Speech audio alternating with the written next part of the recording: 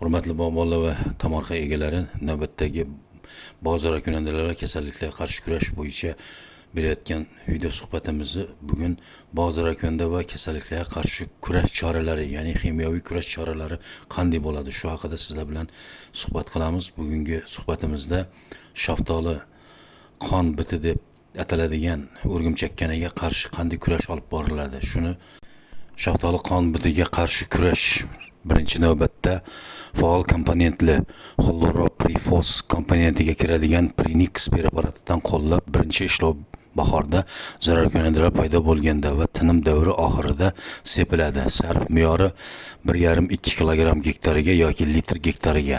Hosil yig'ilishiga 40 kun qolganda ishlov tugallanadi.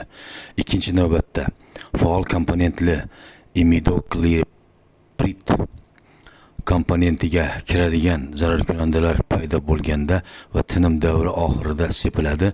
Sarf me'yori 0,15 va 0,25 kilogramm gektariga yoki litr gektariga. Hosil yig'ilishiga 20 kun qolganda ishlov tugallanadi. Endi uchinchi marta ishlov berish faol komponentli asetamiprid komponentiga kiradigan Mosplan, Camelot, Pilarmos, Tagisplan preparatlaridan qo'llab bahorda zararkunandalar paydo bo'lgan yoki tinim davri oxirida sepiladi. Sarf me'yori 0,5-0,1 kilogramm gektariga yoki litr gektariga sarflanadi. Balkim tavsiyalarimiz eskirgan bo'lishi mumkin, hurmatli bog'bonlar, yoki ularda kamchiliklar bo'lishi mumkin.